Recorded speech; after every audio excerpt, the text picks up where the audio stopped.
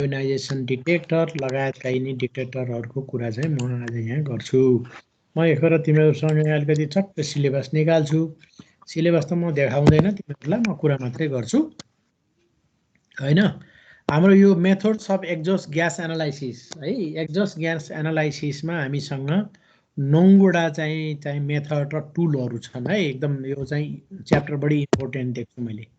अलिकति technology part चाहिँ यहाँनिर छ। यो कसको क्याट गर्यो, क्याट चाहिँ नगराए राम्रो हुन्थ्यो हैन। यो यहाँ कोही चाहिँ म सबलाई चाहिँ उबाट हटाउँछु। यो अर्गनाइजर चाहिँ म गराउँदैन, किनभने तिमीहरूलाई पटक पटक आरोप लाग्ने गरेछ। फल्नाले फल्नालाई हटा, यस्तो गर्यो उस्तो गर्यो, ढिस्कन गर्यो, त्यो है। ओके, हामीसँग यो 9वटा जुन चाहिँ मैले तिमीहरूसँग कुरा गर्दै थिएँ, 9वटा जुन इन्स्ट्रुमेन्टहरूको बारेमा चाहिँ बार बार कुरा उठ्या छ। त्यो के हुन् त भन्दाखेरि एउटा थियो कलोरिमिटर भनेर हामीले पहिला चाहिँ यो गऱ्यौँ है। अनि दोस्रो थियो हाम्रो ग्यास क्रोमाटोग्राफ है। यो चाहिँ क्रोमाटोग्राफ चाहिँ धेरै ठाउँमा युज हुन्थ्यो, त्यसको बारेमा कुरा गऱ्यौँ। अनि तेस्रो हाम्रो थियो स्मोक मिटर है, हरेकको आफ्नो काम छ हैन, त्यसले चाहिँ स्मोक डिटेक्टर गर्न्थ्यो। चौथो थियो पार्टिकुलेट मेजरमेन्ट हैन, अन्त पार्टिकललाई चाहिँ कत्रो छ भनेर मेजरमेन्ट गर्ने। पाँचौँ थियो ओडोर एन्ड एल्डेहाइड एमिसन है। अब यो चाहिँ अब के भने हामीले चाहिँ यो गन्ध हैन, त्यसको बारेमा चाहिँ एल्डेहाइड यसको बारेमा कुरा गर्ने थियो। त्यसपछि अनि अब आज चाहिँ 6औं छ एक्जस्ट ग्यास एनालाइजर। त मैले तिमीहरूलाई भने कि भन्नु नभने भए पनि केही भएन।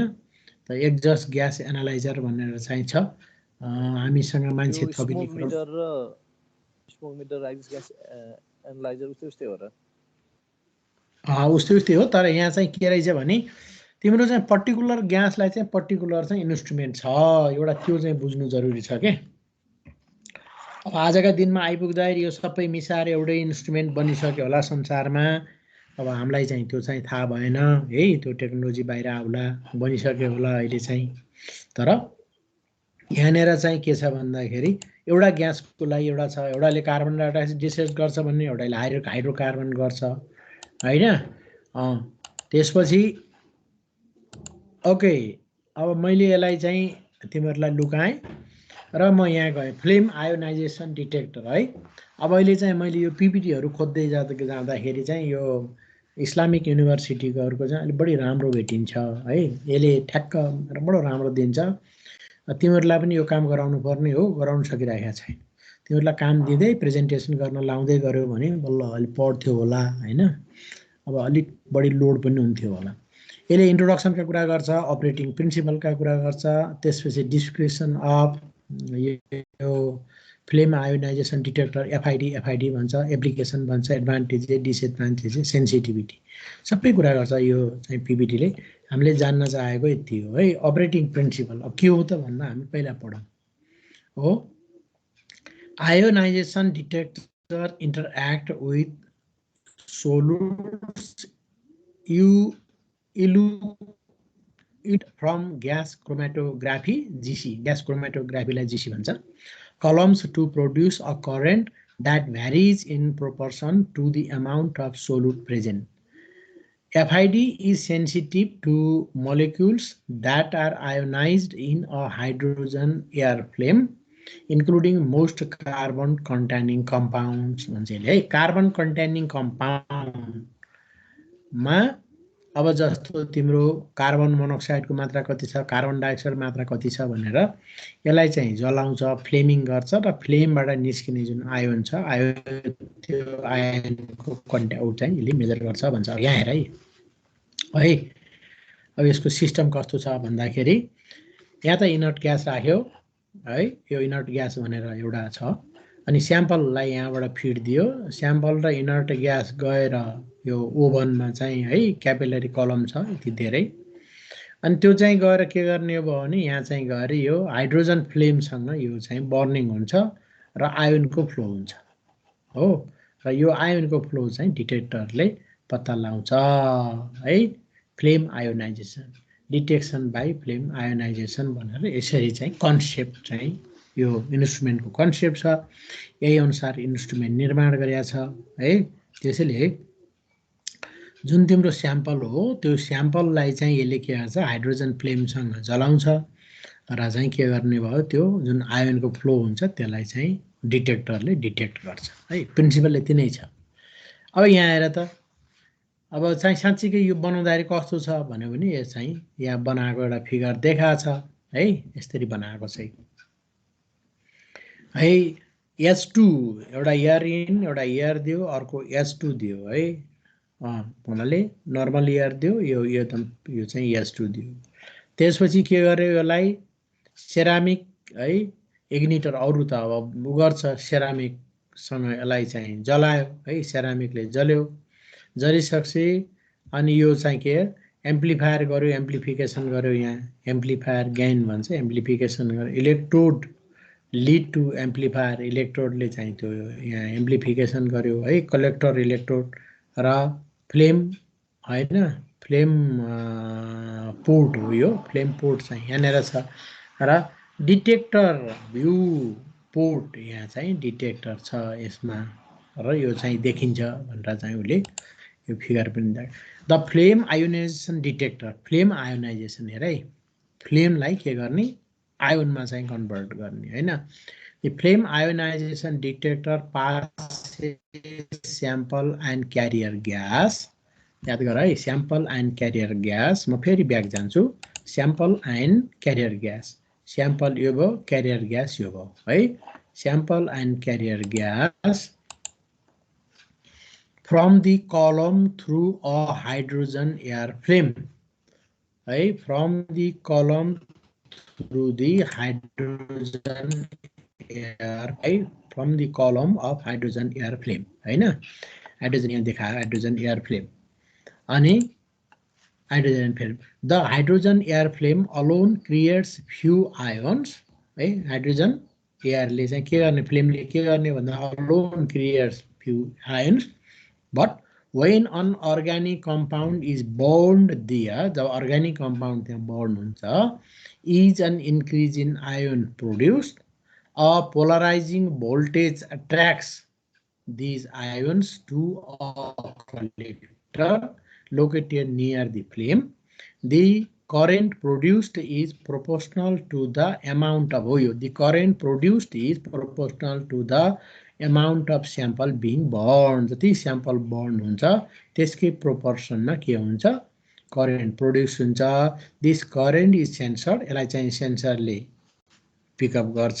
by an electrometer है, converted to digital form र डिजिटल फर्ममा चाहिँ यसलाई कन्भर्ट गर्छ and sent to an device है। अब यो चाहिँ सेन्सिटिभ चाहिँ इक्विपमेन्ट हो, यसरी बुझ्नु पर्यो यसलाई। डिटेक्टर पर्फर्मेन्स क्यारेक्टरिस्टिक्स अब कस्तो छ त भन्यो, FDI is a mass flow sensitive detector. यो मास फ्लो चाहिँ मास त फ्लो हुन्छ है, ग्यासको मास फ्लो हुन्छ, त्यस्तो डिटेक्टर हो। That for organic compounds the intensity of the signal is proportional to the mass flow of carbon है। अब कार्बन चाहिँ कति छ भनेर पत्ता लगाउने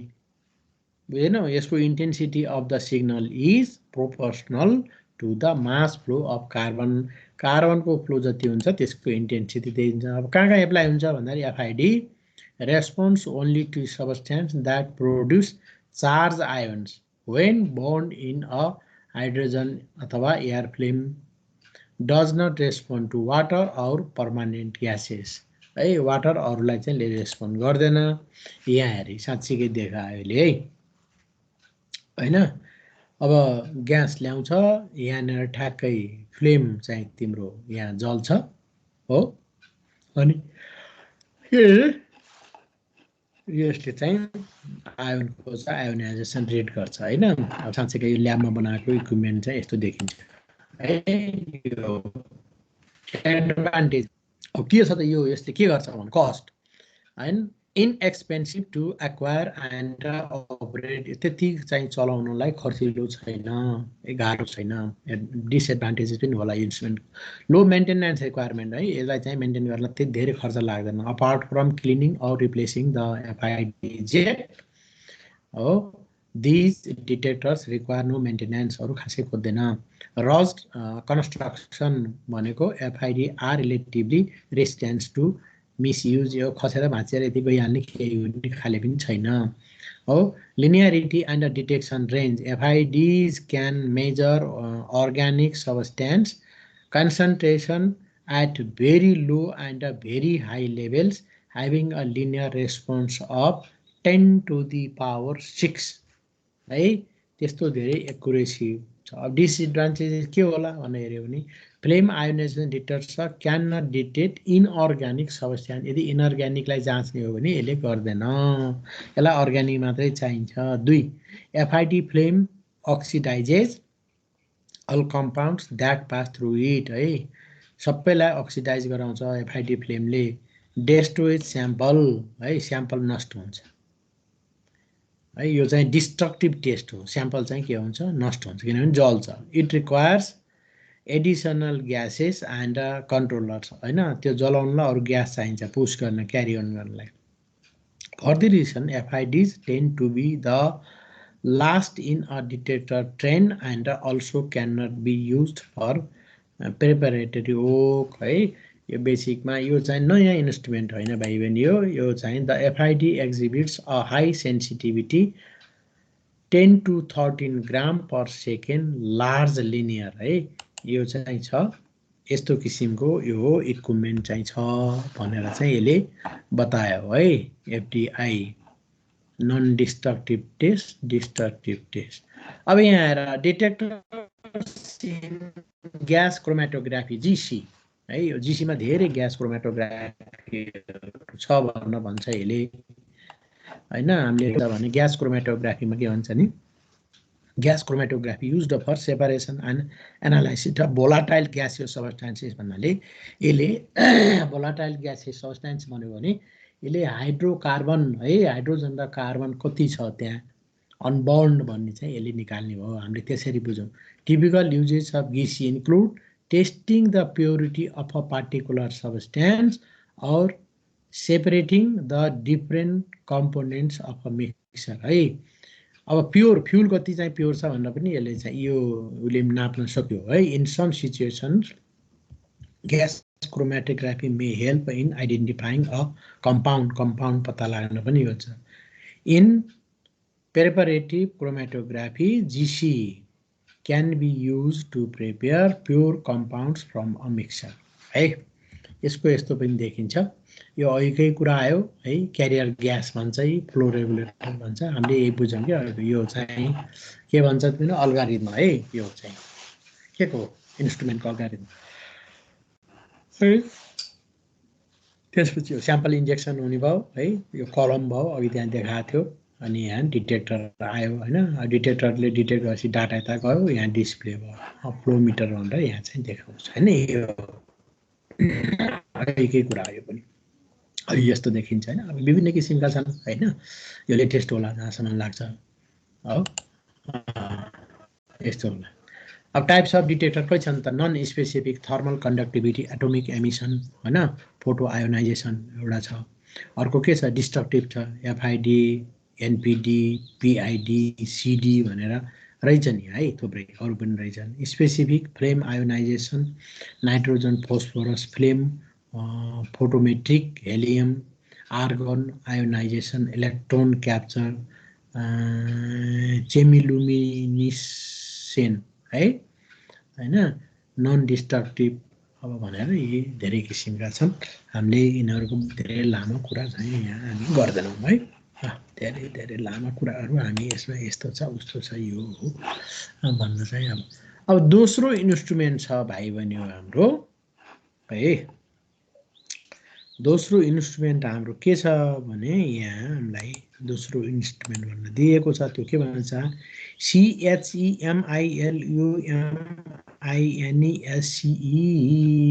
CHEMILUMINESCENCE एनोक्स एनालाइजर भन्नाले है अघिकोले के गर्यो रे अघिकोले हाइड्रोकार्बन टेलपिस ग्यासेसमा कति छ भनेर एनालाइज गर्नको लागि प्रयोग गरियो अब यसले चाहिँ के गर्ने भयो भने भाइ बहिनी यो यसले चाहिँ NOx है नाइट्रिक अक्साइड चाहिँ यो गर्नलाई यसले प्रयोग गर्ने भयो है अब हामीले यसको बारेमा कुरा पहिला त यो के हो यो लुमिनेस है लुमिनेसेन्स भनेर के हो भन्न पढौँ cold light that can be emitted at lower temperature cold light चिसो र हल्का जुन ग्यास हुन्छ जो चाहिँ लोअर टेम्परेचरमा एमिट हुन्छ है त्यो ग्यास हो second source kicks an electron of an atom out of its lowest energy ground state into energy है excited state finally electron returns the energy in the form of light so it can fall back to its ground state भनेर यसमा के छ त भन्ने excitation event र process पहिले excitation गर्नलाई केमिकल्स छ हौ अब केमिकल भयो बायोकेमिकल भयो इलेक्ट्रोम्याग्नेटिक भयो र फोटोन्स भन्छ है लुमिनल आइसोलुमिनल है एक्रिडिनियम है एस्टर भनेर यो चाहिँ यहाँ के देखिन्छ नि यो केमिकली चाहिँ यसले चाहिँ के नाप्ने भयो भन्दाखेरि केमिकल चाहिँ उ गराएर रिएक्सन गराएर नाप्ने भयो जस्तै हेर emission of light with limited emission of heat है एमिसन अफ लाइट वास्तवमा लाइटको एमिसन हुने with limited emission of heat साथसाथै होइन तातो चाहिँ लाइटको एमिसन भन्ने के भन्ने यसलाई as the result reaction A + B चाहिँ के हुने भयो यो हुन्छ प्रोडक्ट निस्किनु भयो लाइट निस्किनु AB रिएक्टरहरू हुन् यो तल्लो चाहिँ एक्साइटेड इन्टरमिडिएट चाहिँ केमिकल भयो होइन यो for example if A is होइन luminol and B is hydrogen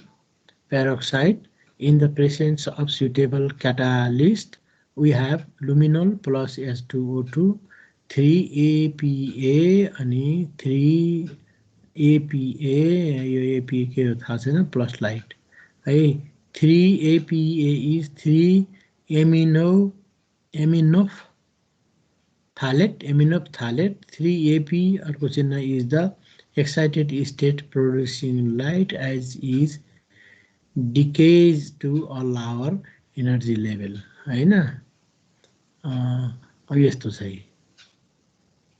Edison S2O थप्दा त्यस्तो छ नथप्दा यस्तो छ यो चाहिँ एप्लिकेसन अफ यो कहाँ त भन्दाखेरि केमिलुमिनेसेन्स हैन इम्युनोआसे प्रयोग हुन्छ भन्छ यो चाहिँ वेस्टर्न ब्लटिङ फोरेन्सिक साइन्स है फुड एनालाइसिस भन्यो भने यसलाई चाहिँ नाइट्रोजन अक्साइड है NOx को मेन्टेन भनेर हामीले चाहिँ यहाँ बुझौँ हैन अब यस्तो इक्विपमेन्ट चलाउनु पाए देख्न पाए चाहिँ हुन्थ्यो भाइ बहिनी देख्नै नआइकन युजेज है हर्मोन्स हैन इन्सुलिन भयो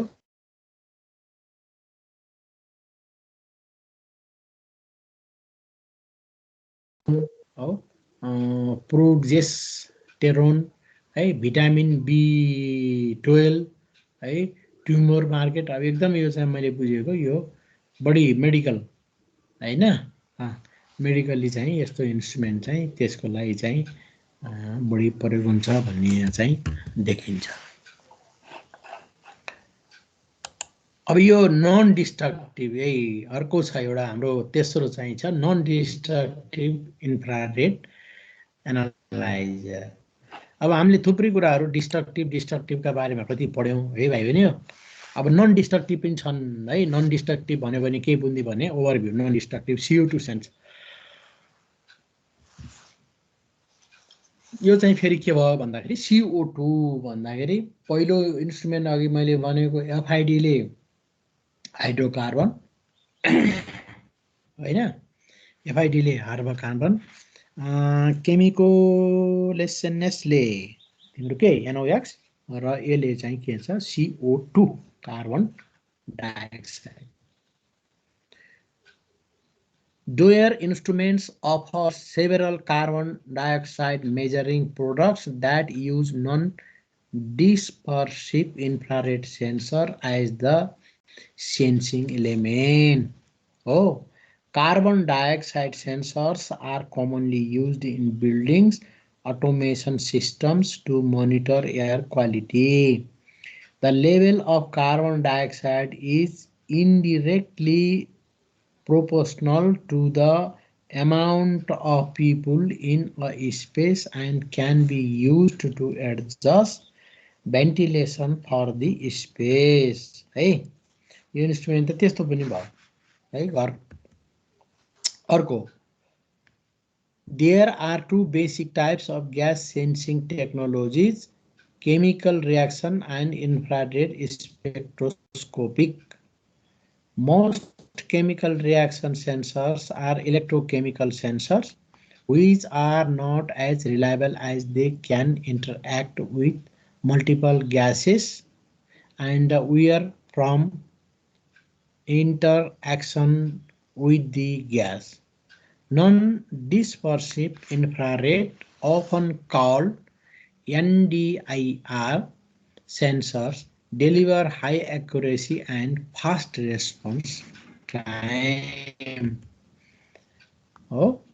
NDR sensors have no contact with the gas, making them more reliable and are instructed for specific gases so that they are unaffected by other gases. है अब यो कस्तो छ त यो इन्स्ट्रुमेन्ट भनेर भन्यो भने खाली इन्स्ट्रुमेन्टको बारेमा ओभरभ्यू कुरा गर्यो अरु कुरा चाहिँ गरेन त यो चाहिँ यहाँ देखिँदाखेरि के देखिन्छ भने हैन इन्स्ट्रुमेन्ट यहाँ हामीले हेर्यो भने के देखिन्छ भन्दाखेरि CO2 चाहिँको मोलिक्युल चाहिँ यसले के गर्दो रहेछ डिटेक्ट गर्छ है the infrared light source will have degradation of illumination over time from film building and age है त्यो त्यतिखेर देखिएको यसमा यो चाहिँ भेटिन्छ है वेल त्यसैले हामीले चाहिँ यहाँ यो सबै जति छन् यी सबै इन्स्ट्रुमेन्टहरु हुने यो च्याप्टर 8 ले के भन्छ भने विभिन्न इन्स्ट्रुमेन्टहरु छन् अटोमोबाइलमा हैन जसले चाहिँ खास गरी मेनली टेलपिस ग्यासेसको एक्जस्ट ग्यासेसको एनालाइज गर्छन् हो अब मेथड्स अफ एमिसन कन्ट्रोल अब यो टेलपिस ग्यासेसमा एमिसन छ भन्ने पत्ता लगाइसकेपछि अब च्याप्टर 9 मा मेथड्स अफ एमिसन कन्ट्रोल छ च्याप्टर 10 मा चाहिँ भेहिकुलर नोइज पोल्युसन छ है हैन sources effect and control methods र टेक्निकल नर्म्स एन्ड स्ट्यान्डर्ड भनेर एकखेर अलिकति कुरा गरे हो केही कुराहरु बाँकी होला ल let us go to chapter 9 है method of emission control emission standard and emission control norms है युरो एमिसन स्ट्यान्डर्ड अब यहाँ हेर एमिसन स्ट्यान्डर्ड पहिला हेरौँ है त एमिसन स्ट्यान्डर्ड भन्ने हेरौँ पहिला अब मूलको एमिसन स्ट्यान्डर्ड हाम्रो छ कि छैन हो हाम्रो एमिसन स्ट्यान्डर्ड छ कि छैन यहाँ हेर चाहिँ हेरौँ है अनि यसका कुरा पनि गर्यौं यसका कुरा पनि गर्यौं है यसका कुरा पनि गर्यौं र यसको कुरा पनि गर्यौं हैन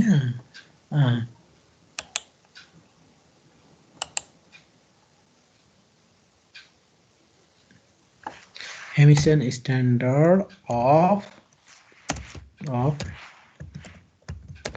एमिसन स्ट्यान्डर्ड अफ नेपाल छ त के होला नेपालको एमिसन स्ट्यान्डर्ड त्यही पनि बनाएको छ कि हेरौँ है त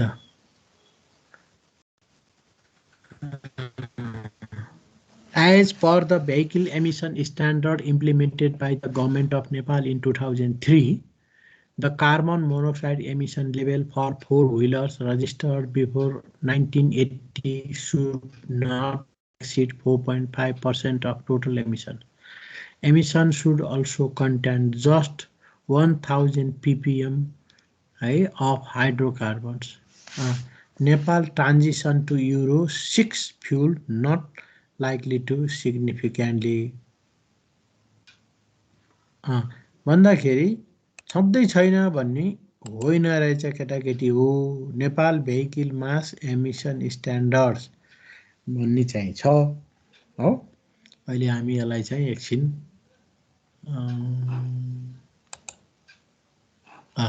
नेपाल भेहिकल मास एमिसन स्ट्यान्डर्ड है एमिसन स्ट्यान्डर्ड हेरौँ अरूका त सबका एमिसन स्ट्यान्डर्ड छन्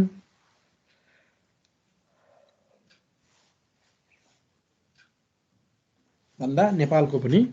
रहेछ है एमिसन स्ट्यान्डर्ड 2069 हाराहारी 10 वर्ष अगाडि है 10 वर्ष अगाडिको एमिसन स्ट्यान्डर्ड छ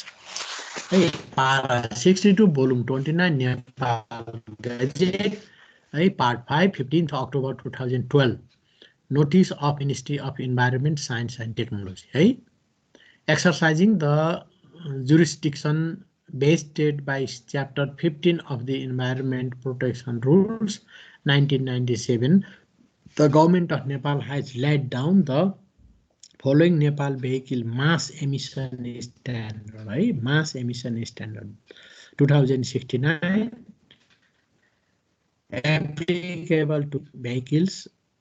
except for tractors, power tillers, and power tiller, dozers, cranes. यिनीहरूलाई चाहिँ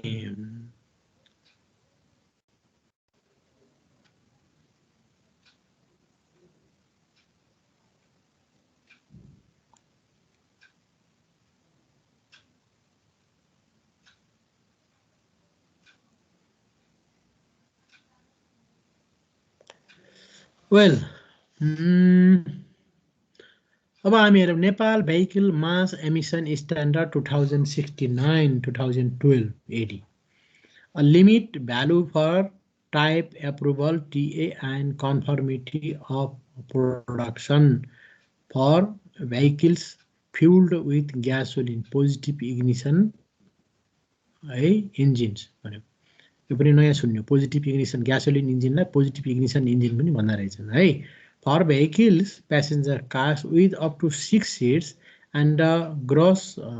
vehicle weight less than 2.5 tons type of vehicle mass of carbon monoxide CO passenger cars 2.3 त्यति हो mass of hydrocarbon है HC कार्बन मोनोक्साइड हाइड्रोकार्बन र मास of nitrogen oxide NOx को rate चाहिँ तोकेको छ त्यहाँभन्दा बढी हुनु हुँदैन राख ल मैले एकखेर सुनौँ है त अरूलाई सुनौँ यो स्ट्यान्डर्ड भनेको के हो बाबु नानी हो यो स्ट्यान्डर्ड भनेको के हो कसले भन्न सक्छ व्हाट इज स्ट्यान्डर्ड के हो यो स्ट्यान्डर्ड भने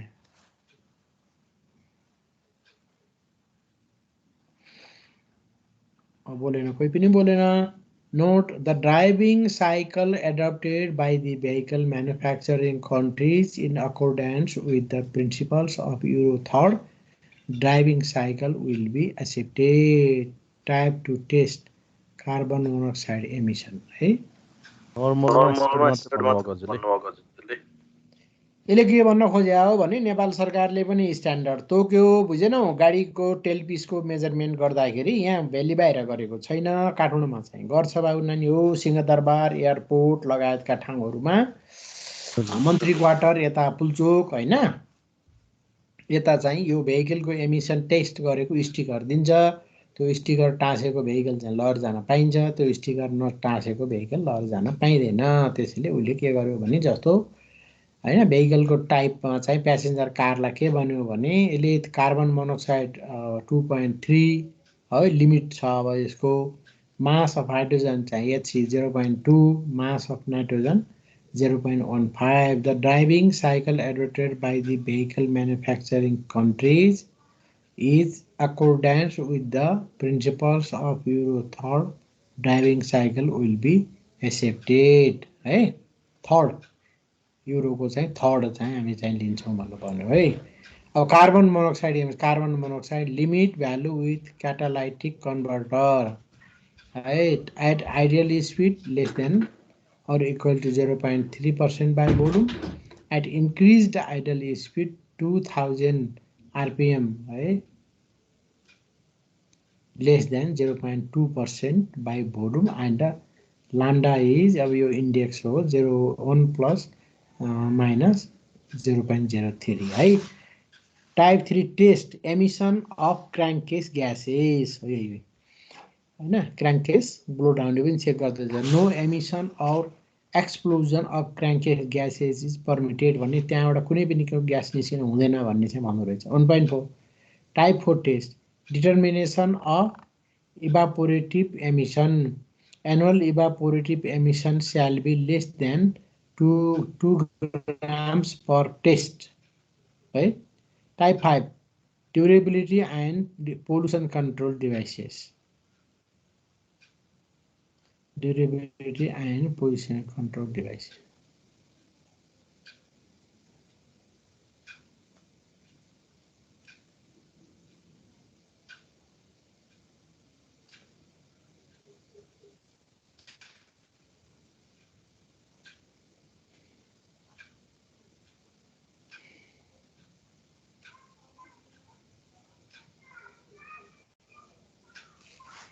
ओके अब हामी कहाँ जाउँ भने हामी जाउँ चाहिँ यो एमिसन कन्ट्रोल नर्म्स भन्यो भने अब हामीले चाहिँ यसलाई नर्म्स भनेर चाहिँ के गर्यो भन्दाखेरि गभर्नमेन्टले एमिसन कन्ट्रोल नर्म्स भनेर यो बनाइदियो बुझेनौ तिमीहरूको है अब हरेकलाई बनाइदियो ट्रकलाई बनाइदियो बसलाई बनाइदियो ठुलो गाडीलाई बनाइदियो सानोलाई बनाइदियो हैन त्यसपछि टेस्टको चाहिँ उ राख्यो के रे तिम्रो यहाँ लेख्यो This represents aging test of 30,000 km driven on road or on chassis dynamometer or 5 years lifespan of devices. है whichever occurs first जुन सबभन्दा पहिला हुन्छ त्यसैलाई मान्ने भन्यो The provision of recognizing deterioration factor obtained from its alternative test shall be as mentioned in number 5 माथि of the explanatory notes section. हो यसरी चाहिँ गभर्नमेन्टले थुप्रै लामो रहेछ यो थुप्रै लामो छ यो चाहिँ फुर्सदमा चाहिँ मिलाएर यसो पढ्ने है durability of pollution control devices हो एक्सप्लानरी नोट भनेर यहाँ चाहिँ उसले दिएको छ है यस यसरी स्ट्यान्डर्ड चाहिँ बनाउँछ अब युरो एमिसन स्ट्यान्डर्ड भनेर एकखेर हामीले हेरौँ है त युरो एमिसन स्ट्यान्डर्ड अब हाम्रो त यो बनेछ अब युरोपको कति बन्यो होइन एमिसनको स्ट्यान्डर्ड भनेर हामी हेरौँ युरो एमिसन स्ट्यान्डर्ड है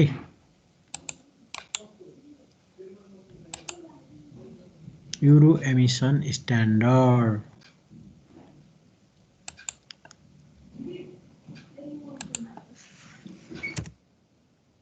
कसरी चाहिँ यो formally introduced by the European Union EU in 1992 यो युरोपियन स्ट्यान्डर्ड बनेको 1992 मा हो भाइ बहिनी सुरुमा द यो emission standards are a set of regulations designed to define the acceptable amount of exhaust emissions that vehicle sold in the European Union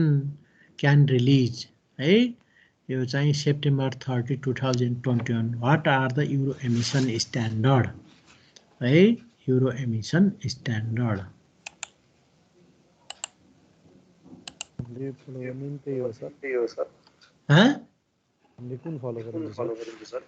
हामीले त इन्डियन स्ट्यान्डर्ड फलो गर्छौं युरोपको 5औं 6औं पुगे होला त्यहाँ त हामी कहाँ जान सक्छौं र युरोपको हैन अब हामीले चाहिँ इन्डियन स्ट्यान्डर्ड चाहिँ फलो गर्छौं किनभने हाम्रो गाडी त युरोपमा बनेको गाडी हाम्रो मुलुकमै आउँदैन आउँदा आउँछ एउटा दुईटा गाडी आउँछ तर अब कम्प्यारेटिभली युरोपमा बनेको गाडी चाहिँ हामीले एफोर्ड गर्न सक्दैनौं त्यसैले हामी कहाँ आउँदैन नआउने भएपछि अब यहाँ चाहिँ Bharat stage and European stage emission भनेर पनि छ यसलाई पनि यसो हामीले हेरौँ यो हेर्नुपर्छ यो कुराहरु चाहिँ त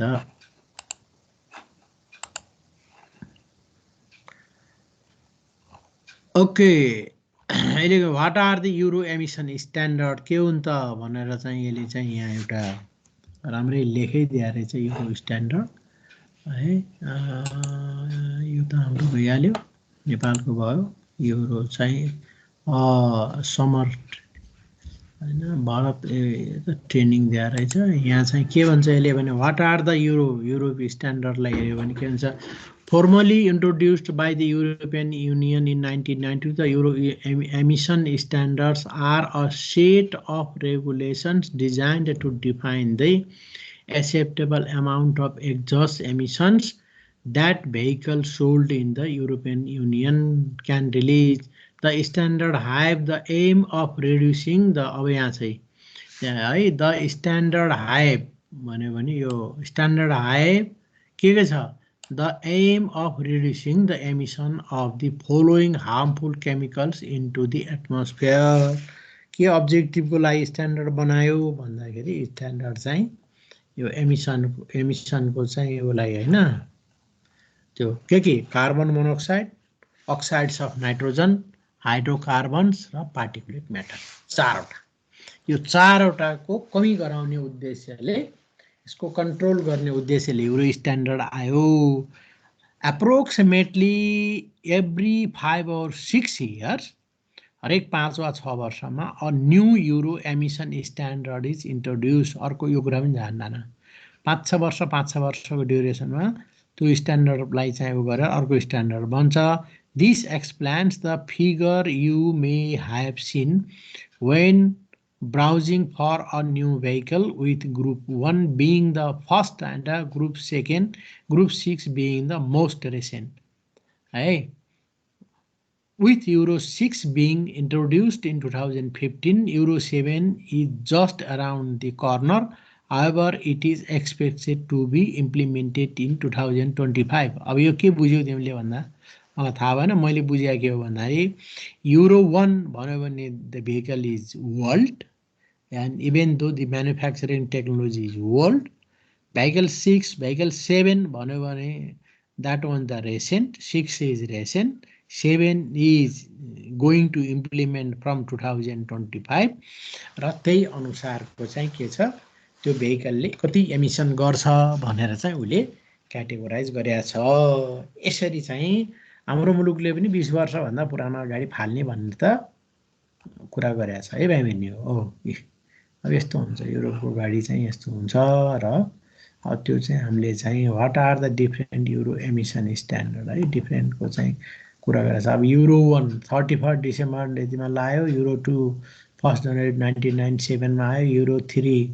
है 1 जनवरी 2001 युरो 4 भन्दाखेरि मैले पढ्ने बेला युरो 1 सुरु भएको रहेछ है त्यता थाहा थिएन भाइ बहिनीको हामीलाई अब युरो 7 का कुरा गरौँ है त Euro 7 is expected to be the final Euro emission standard before all new cars become electric. Under the new set of rules, cars emissions could be monitored throughout their life and even life and new driving zones could mean hybrid vehicles have to driven in fully electric mode in some areas. भनेर पनि यसले के गर्यो चाहिँ यसका चाहिँ कल्पनाका कुराहरू हुन् है यतिका धेरै कुरा चाहिँ यसले यहाँ चाहिँ गर्यो अब यहाँ युरो एमिसन स्ट्यान्डर्ड है युरो एमिसन स्ट्यान्डर्ड एमा के छ हेरौँ त euro emission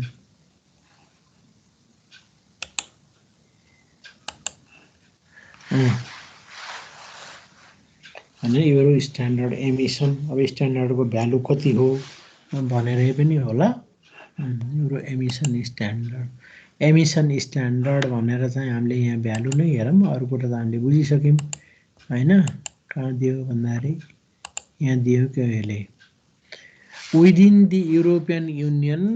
road transport is responsible for about 20% of all carbon dioxide emissions with passenger cars contributing about 12%. यो चाहिँ खाली यसलाई दियो यस्तोलाई गर्यो यति प्रतिशतलाई भाग गरेर मात्रै पाउने भन्ने यहाँ लेख्यो है अब for passenger car, also for passenger cars and light trucks 9359 EEC भनेर यस्तै चाहिँ कोडमा दिएर रहेछ यसले अब यहाँ चाहिँ डेट एउटा अलिकति टेबल यहाँ है European emission standard for passenger cars हामी एउटाको हेरौँ क्याटेगोरी एम है ग्राम पर किलोमिटर है टायर TIER टायर भन्यो टायरमा चाहिँ डिजेल तल petrol Euro 1 Euro 2 Euro 3 Euro 4 Euro 5 Euro 6 यो पुरानो रहेछ अब नयाँ कहीँ खोज्यो भने भेटिएला पेट्रोल ग्यासोलिनको पनि छ हैन जुलाई 1992 मा लागू भयो त्यसबेला CO चाहिँ यसको कति हुनु पर्थ्यो भन्दाखेरि CO 2.72 ग्राम पर किलोमिटर त्यति 1 किलोमिटर कुद्दा त्यसले कति ग्राम भन्दाखेरि 2.72 अब ब्र्याकेटमा 3.16 छ मलाई थाहा छैन त्यति मात्रै रिलिज गर्न पाउनुपर्छ भन्थ्यो है अब यो चाहिँ युरो 6 मा आउँदाखेरि कति भयो 0.5 भयो है यो खासै घट्न सकेको छैन त्यसपछि THE छैन NMX छैन अनि NOX त्यतिखेर युरो 1 युरो 2 मा NOX आएन युरो 3 मा बला NOX भयो अनि त्यसपछि HC हाइड्रोकार्बन प्लस NOX त्यसलाई पनि यहाँ आयो हैन 0.97 थियो आजभोलिको युरो 6 आउँदा 0.17 भयो हैन हाइड्रोकार्बन त्यसपछि गएर PM पार्टिकुलर म्याटर 0.14 थियो है 14 चाहिँ थियो है 0.14 हैन यसरी स्ट्यान्डर्ड देखिन्छ भाइ डिजलको छुट्टै स्ट्यान्डर्ड पेट्रोलको छुट्टै स्ट्यान्डर्ड देखिन्छ फेरि अलिकति यहाँ चाहिँ पानी खाने व्यवस्था गर्नु पर्यो एकछिन ठ्याक्कै 40 सम्मको लागि ब्रेक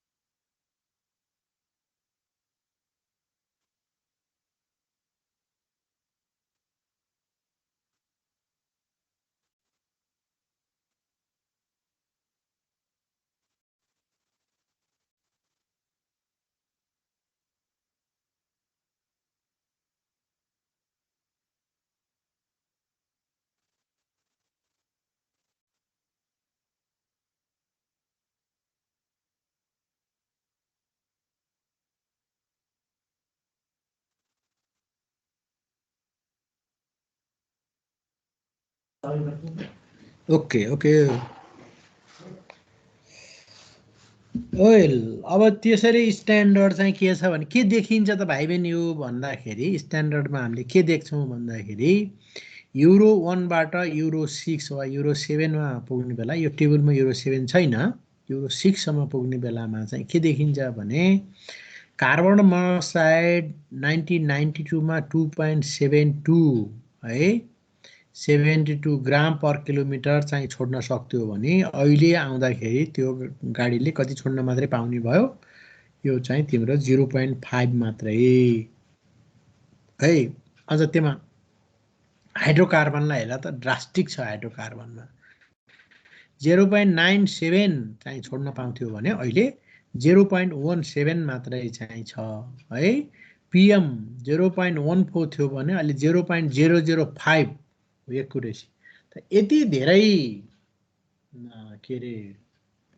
चाहिँ चेन्ज आयो गाडीको चाहिँ एमिसनमा यति धेरै कन्ट्रोल भइसक्यो यति कन्ट्रोल हुँदा हुँदै पनि अझै पनि के रे तिम्रो चाहिँ पृथ्वी चाहिँ के छ अझै पनि पोल्युसनमा छ पोल्युसन भइराखेको छ है यसरी बुझ्नु पर्यो स्टिल पोल्युसन छ भनेर बुझ्नु पर्यो है improving fuel system and ignition system of engines improving यो युरोले के ल्यायो त भाइ बहिनी हो भन्दाखेरि के ल्यायो इम्प्रुभमेन्ट ल्यायो युरोले improving fuel system and ignition system है improving fuel system and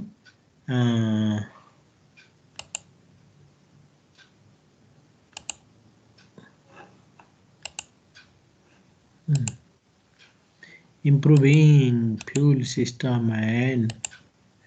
improving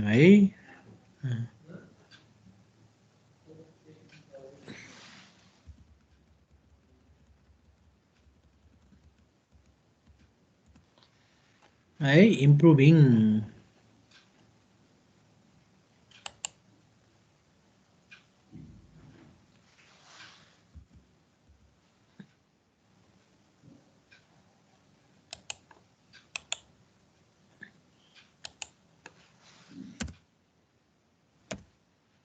okay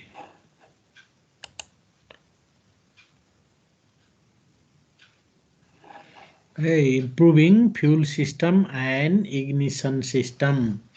भन्दाखेरि अब केमा इम्प्रुभ गर्न सकिने भयो भने आज मोटामोटी कुरा गरौँ यहाँ है के कुरा इम्प्रुभ गर्न सकिन्छ भन्दाखेरि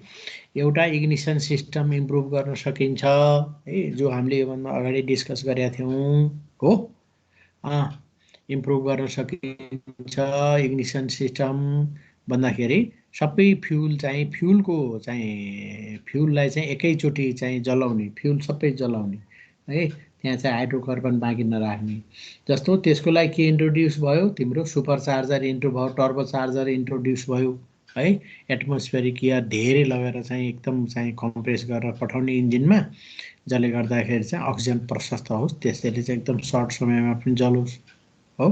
हामीले चाहिँ इग्निसन गऱ्यौँ अरू के गर्यो भन्दाखेरि हामीले चाहिँ इग्निसन डिले घटायौँ है अब के रे उ गरायौँ होइन इन्जिनको पर्फर्मेन्सलाई चाहिँ हामीले बेटर बनायौँ अर्को कुरा अर्को चाहिँ कम्बसन च्याम्बरको चाहिँ हामीले के गर्यौँ साइज सेपहरू चेन्ज गर्यौँ त्यसरी लट अफ थिङ्सहरू छन् जसले चाहिँ के गरेछ भन्दाखेरि यो गर्यो है अर्को अब फ्युल अर्को चाहिँ केमा गऱ्यौँ भने हामीले अर्को फ्युल इन्जेक्सनमा गऱ्यौँ बुझेनौ अहिले अब पेट्रोल के गर्नुभयो इन्जेक्ट म्यानिफोल्डमा इन्जेक्ट गर्नुभयो है अब अहिले चाहिँ कार्बोरेटर युज नगर्ने इन्जेक्ट गर्ने भयो अर्को के गर्यो हामीले इलेक्ट्रोनिक इन्जेक्सन भयो ठ्याक्कै कति समयलाई हो त्यति माइक्रो सेकेन्डलाई मात्रै चाहिँ इन्जेक्ट गर्ने हो हैन अर्को के गर्यौँ हामीले स्पार्क प्लगको भोल्टेज हामीले बढायौँ हैन 18,000 भन्थ्यो अहिले 30,000 भोल्टको स्पार्क प्लग भयो अर्को चाहिँ इग्निसन सिस्टममा हामीले ल्याए त्यसैले अर्को अब फ्युलको प्योरिटीमा चाहिँ हामीले हेरौँ एउटा गरेर यिनीहरूलाई हामीले अर्को फ्युलको प्योरिटीमा चाहिँ ल्यायौँ इम्प्रुभमेन्ट ल्यायौँ है अब अहिले फ्युल चाहिँ के छ लिड फ्री छ होइन त्यसपछि अर्को हामीले केमा गऱ्यौँ भन्यो भने अर्को हामीले के गर्यौँ भन्दाखेरि इन्जेक्सनको चाहिँ टेम्परेचर के अरे उ बढायौँ प्रेसर बढायौँ हामीले है वाट इज इग्निसन सिस्टम यो हामीलाई सबैलाई थाहा छ यो पढ्नु परेन इन्जेक्सन सिस्टम के हो भनेर इग्निसन फङ्सन के गर्छ produces 30,000 volt spark across spark plug हो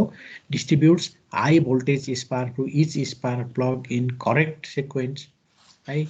times of the spark so it occurs as piston is nearing top dead centre है नियरिङ इनर डेड सेन्टर पुग्ने बेलामा चाहिँ स्पार्क दिने भयो अर्को भ्यारिज spark timing with load speed and other condition हो यो चाहिँ त्यहाँबाट खतरा थियो ब्यारिज है यो चाहिँ बनाउन गाह्रो थियो यो पनि चाहिँ बनायो मान्छेले त्यसपछि अरू हेरौँ हामीले है के गरौँ त भन्नाले अब त्यसमा के छन् कम्पोनेन्ट भन्दा ब्याट्री छ इग्निसन स्विच छ इग्निसन कोइल छ है स्विचिङ डिभाइस छ स्पार्क प्लग छ इग्निसन सिस्टम वायर छ त्यसपछि के छ इलेक्ट्रोनिक चाहिँ डिभाइस छ है यहाँ देखाएन यसले यो पुरानो बेसिक इग्निसन सिस्टम यो त भन्नु पर्दैन मैले तिमीहरूलाई यो अलरेडी थाहा छ है इग्निसनको कुरा पनि छ है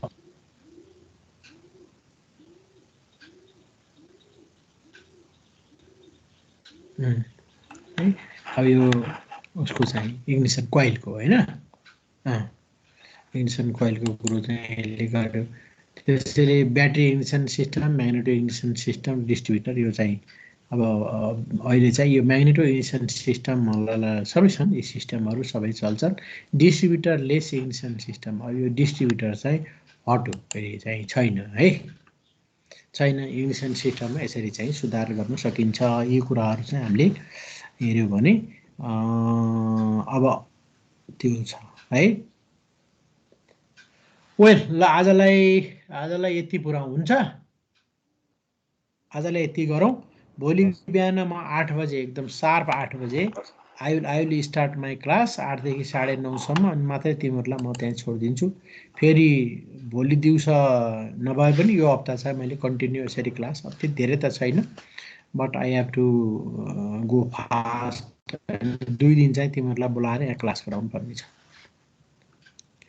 ल आजलाई बाई बाई